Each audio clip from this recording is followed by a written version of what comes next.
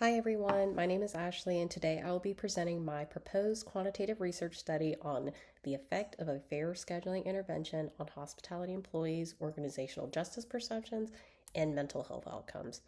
And the purpose of this will be to examine whether implementing a structured fair scheduling intervention may improve hospitality employees' perceptions of organizational justice while also reducing perceived stress and emotional exhaustion. So, the hospitality industry is often characterized for demanding work environments with many interpersonal interactions with customers, and along with irregular hours and constantly changing or unpredictable schedules. Many hospitality employees may experience inconsistent or unpredictable scheduling practices that can make it difficult for them to balance both their work and personal responsibilities. So, when scheduling practices are perceived as unfair or inconsistent, employees may begin to question whether decisions in the organization are being made fairly. This can negatively influence their perceptions of organizational justice as well as contribute to poor mental health outcomes. And for the sake of this study, mental health outcomes will be measured as perceived stress and emotional exhaustion.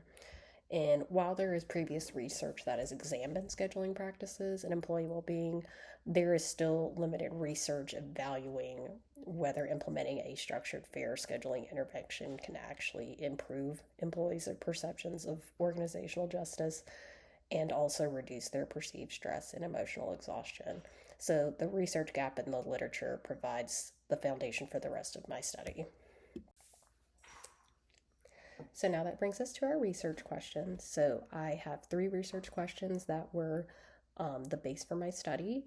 And the first one asks, what effects does a fair scheduling intervention have on a hospitality employee's perceptions of organizational justice compared with employees who continue under standard scheduling practices? The second one asked pretty much the same, but instead it looks at mental health outcomes operationalized as perceived stress and emotional exhaustion. And then my last one looks at to what extent are changes in their hospitality employees' perceptions of organizational justice and their mental health outcomes sustained 1 month following the completion of the intervention. So now that brings me to my research and null hypotheses. So in parallel with my research questions, I also have three hypotheses for each.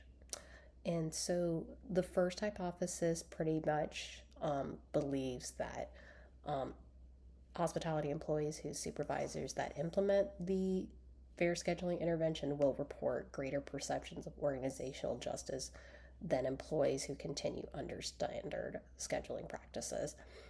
And hypothesis 2 is similar, but instead of organizational justice perceptions, it's believed that they will report lower levels of perceived stress and emotional exhaustion. And then for the third hypothesis, it is believed that employees will show improvements in both organizational justice and mental health outcomes following the intervention and will be sustained at the 1 month follow-up assessment. And the null hypothesis are very similar with the main difference being that they will find no statistical differences between the intervention and comparison groups following the intervention. So this study has practical significance for many stakeholder groups, which includes the employees, leadership, organizations, and the researchers. So for employees, implementing fair and transparent scheduling practices may improve their perceptions of workplace fairness while also supporting a better mental well-being for them. For leadership, these findings may provide evidence-based scheduling practices that would help strengthen their relationships with their employees and also improve communication regarding scheduling decisions that are made. For the organizations, it would also contribute possibly more to a positive workplace environment and overall organizational climate, and also provide the practical scheduling strategies they can use in their daily operations. And lastly, for the researchers, it will contribute to the growing body of literature that looks and examines at fair scheduling interventions and their influence on organizational justice perceptions and employee mental health outcomes within the hospitality industry. So I wanted to briefly give an overview of my conceptual framework, and this is a diagram that best represents that. So my theoretical foundation consists of the social exchange theory and the job demands resources model. So According to the social exchange theory, when organizations provide fair and supportive workplace practices, employees are more likely to respond positively through improved attitudes and perceptions. And similarly, the jobs demands resources model suggests that predictable and transparent scheduling serves as a job resource that can reduce employee strain and also improve well being. So, both of these theories kind of lay the foundation for my study in terms of examining how a fair scheduling practices may influence employees' perceptions of organizational justice and their mental health outcomes. And the independent variable for my study is the fair scheduling intervention itself. And this will be kind of represented as fair scheduling practices that will be implemented by the supervisors. And then my dependent variable, my first one is organizational justice perceptions, and that will be from employee reported and measured through Colquitt's organizational justice scale. And then my second dependent variable will be mental health outcomes, which is operationalized through perceived stress and emotional exhaustion, and will also be employee reported and measured. And this will be used using Cohen's perceived stress scale and Maslow's emotional exhaustion subscale. And lastly, I have the control variables, since those do play a role with these employees. And it just includes a variety of demographic characteristics such as age, gender, tenure, job role, employment status, shift type, and department outlet, just to account for those.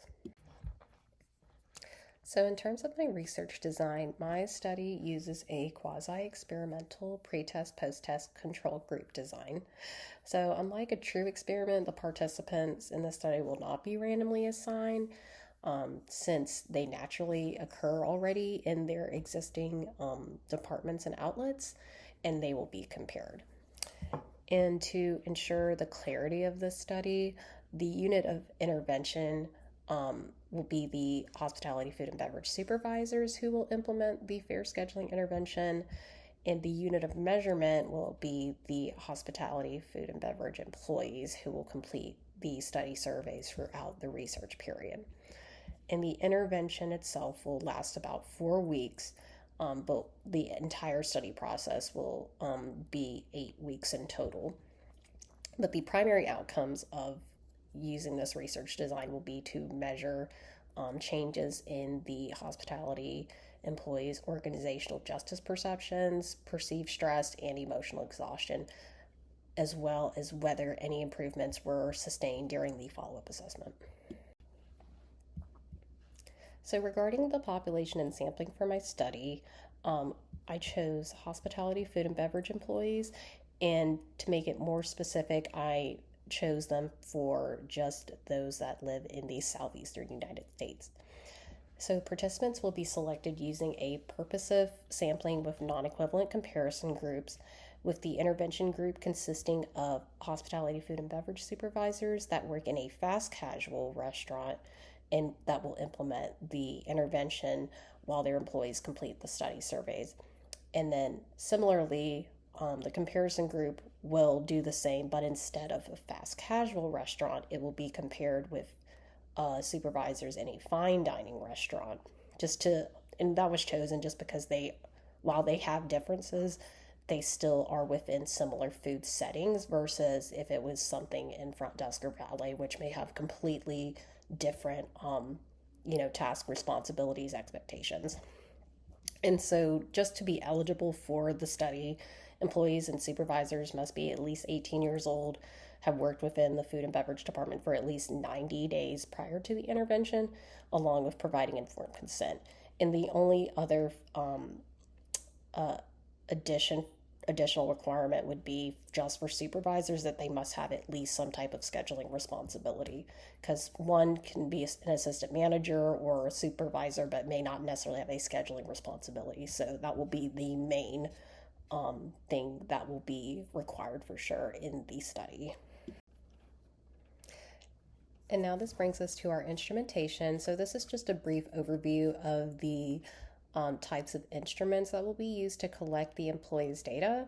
The first one being Colquitt's Organizational Justice Scale, which measures employees' perceptions of distributive, procedural, interpersonal, and informational justice. Second is Cohen's Perceived Stress Scale, And this will assess the extent to which employees perceive their work or life demands as stressful or difficult to manage. And last, there is Maslow's burnout inventory, but specifically just the emotional exhaustion subscale. And this will measure employees' feelings of emotional depletion and fatigue resulting from work demands. And these instruments were chosen because they've been widely used, they've been shown to be reliable, and they're well established within organizational research. In this research study, it will occur over, in total, an 8-week period. And so this is just a timeline showing kind of what will happen during those 8 weeks. Starting at week 0, the participants, employee, will complete the pretest surveys. And then from weeks 1 to 4, the fear scheduling intervention will be implemented. And then weekly fidelity checks will be conducted to ensure the intervention is being implemented consistently. And then by the end of week 4, the participant employees will be able to complete their post-test surveys.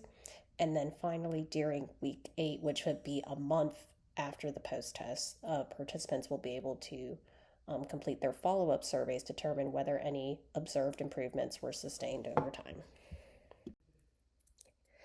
Lastly, for my study, we have the data analysis, and there are several statistical procedures that will be used to analyze the data. Starting with descriptive statistics, it'll be used to summarize the participant characteristics and their overall responses.